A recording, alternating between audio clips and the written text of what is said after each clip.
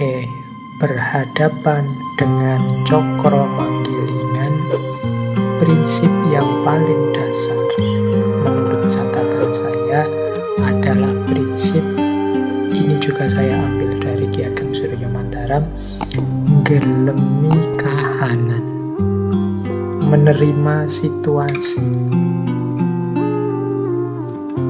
Prinsip menerima situasi ini mungkin bagi beberapa orang, misalnya yang banyak terpengaruh pandangan-pandangan tentang progres tadi, yang punya wawasan bahwa hidup ini linier, semakin maju, prinsip gelemi kahanan ini mungkin dianggap prinsip yang pasif, tidak bisa maju. Tapi sebenarnya maksudnya bukan kok orang itu tidak boleh maju atau tidak mau maju, tapi orang itu pertama-tama harus menerima situasi yang dihadapinya saat ini. Maju tapi tidak menerima situasi yang dihadapi saat ini, ya seringkali produk-produk, mungkin pikiran, mungkin budaya, mungkin gagasan yang dihasilkan jadinya tidak nyambung dengan identitas kediriannya, tidak cocok. Untuk bisa seseorang itu maju kan harus jelas di mana dia berdiri, harus menerima situasi tempatnya berdiri, baru kelihatan kita ini maju atau mundur. Tapi kalau orang tidak gelemi kahanan, tidak menerima situasinya sekarang, susah kita membaca ini orang maju atau mundur atau setback. Ini yang mungkin menurut saya jadi akar kritiknya beberapa tokoh terhadap peradaban modern. Jadi melupakan kondisi nyata, khususnya kondisi mental spiritual dirinya, sehingga yang material maju tapi kemudian yang mental spiritual jadinya mundur. Oke, baik. Nah, cokro manggilingan atau gelemi kahanan yang jadi perwujudan prinsipnya cokro manggilingan ini, ada kalimat yang saya suka dari Ki Ageng Surya Mantaram itu, yaitu saiki ning kene ngene aku gelem. Jadi mengalami apapun yang memang sudah kenyataan dalam hidup kita, ya memang sudah terjadi begitu, harus kita terima. Saiki, sekarang, mengkene, di sini, ngene, seperti ini, aku gelem, aku mau. Jadi apapun yang kita alami, yang terjadi dalam hidup kita, pertama-tama kalau bahasanya Nietzsche, filosof barat populer yang terkenal sekali, itu ada istilahnya jasahen. Jasahen itu mengiyakan hidup. Itu sama dengan gelemi kahanan. Jadi apapun peristiwa, apapun situasi yang kita hadapi, iyakan dulu. Wong ya memang faktanya begitu, kenyataannya begitu. Baru setelah itu ingin kita perbaiki kah, ingin kita kembangkan kah, ingin kita lebih maju lagi kah, ya monggo. Tapi tetap pertama-tama harus gelemi kahanan. Saiki, di sekarang. Jadi tidak usah nunggu nanti besok-besok atau hidup di masa lalu kemarin-kemarin. Ya wis, kenyataannya sekarang apa? Ning kene itu di sini.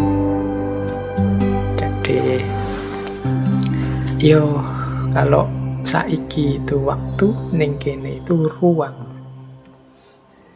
Nggak usah bingung mencari rujukan kemana-mana. Diri kita sendiri ning kene, di sini, di situasi sekeliling kita sendiri. Ngene itu ngomong kondisi, situasi, modenya seperti ini. Aku gelem itu aku mau. Misalnya teman-teman mungkin membaca berita, wah orang Indonesia ini kok semakin ngamukan ya, semakin tersinggungan ya. Wah, teman-teman kita sekarang itu kok tambah cerewet ya, meskipun lewat medsos. Wah, tetangga-tetanggaku kok tambah egois ya, tambah susah untuk diajak hidup bersama-sama ya. Misalnya kita mengalami situasi macam-macam itu, ya kita iyakan dulu. Memang kenyataannya begitu. Banyak orang tidak mau menerima kenyataan, membuat-buat alasan, mencari-cari dalih dari kenyataan, sehingga akhirnya dia malah salah memahami situasi, salah memahami kenyataan. Kalau kita salah memahami situasi, salah memahami kenyataan, tidak menerima kenyataan yang terjadi, ya sulit kalau kita ingin melakukan perbaikan-perbaikan. Oh iya Pak, kehidupan di tempat saya itu sekarang sudah mulai agak egois, rasa kebersamaannya kurang. Nah, ya berarti terus gimana cara kita menyikapi itu biar lebih baik kan gitu.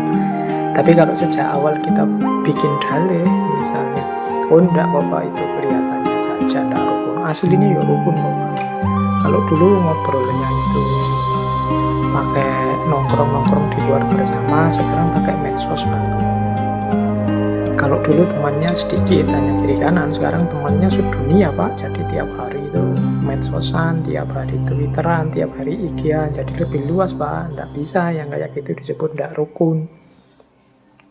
Nah ya, cuma kan secara kenyataan harus diakui ketika orang sibuk dengan gadget ya, kedekatan secara fisik, kebersamaan secara fisiknya berkurang dengan tetangga-tetangga, dengan teman-teman di sekitarnya.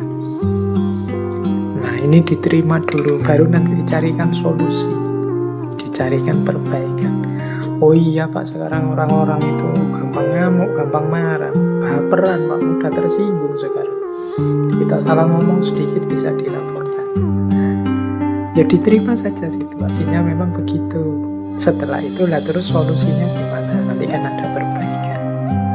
Disitulah gunanya ngelemi kahanan. Banyak yang tidak terima. Ya hidup kita ya ada baiknya tapi juga ada buruknya, apapun itu. Maka kalau ada saudara kita, teman kita menyebut-nyebut buruknya, ya tidak harus kesusu ditolak. Siapa tahu itu memang kenyataannya begitu. Kita terima, kemudian kita perbaiki. Jadi ini tidak harus diartikan kritik barat tadi, misalnya oh ini pasif, ini tidak aktif, tidak, justru terukur tindakannya, tidak asal maju. Inilah gunanya ngelemi kahanan. Makanya nanti di masyarakat Jawa itu ada istilah tadah, peradah, dan ora wegah. Tadah itu tidak meminta apapun. Tidak meminta itu maksudnya bukan tidak punya keinginan, tapi tidak banyak menuntut, mensyukuri apa yang sudah dicapai. Orang bersyukur itu biasanya ya tidak mengeluh, tidak menuntut. Itu tadah, menerima tadi, ngelemi kahanan. Tapi juga tidak diam. Selanjutnya ada peradah. Peradah itu mau repot untuk perbaikan sesama, untuk menyumbang tenaga, menyumbang pikiran, nyumbang ilmu, nyumbang harta untuk kehidupan sesama. Itu namanya peradah. Jadi setelah menerima tadah, kemudian peradah. Jadi tidak ada hubungannya dengan malas atau pasif.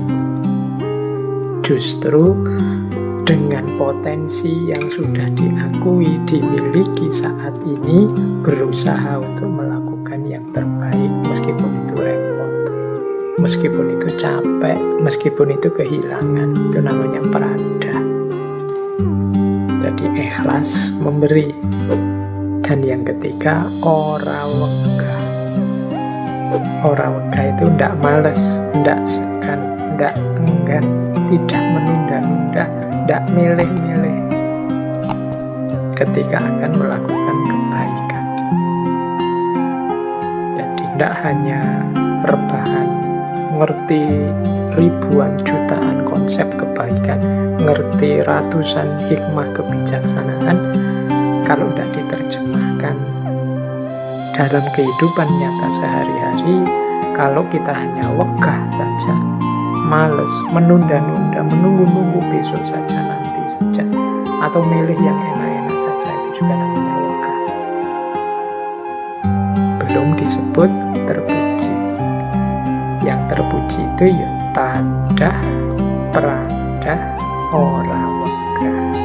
Jadi setelah tadah menerima kahanan, gelemi kahanan, setelah itu pradah, mau repot, ikhlas memberi untuk sesama, dan yang ketiga, tidak males, tidak enggan, tidak menunda-nunda, tidak memilih-milih.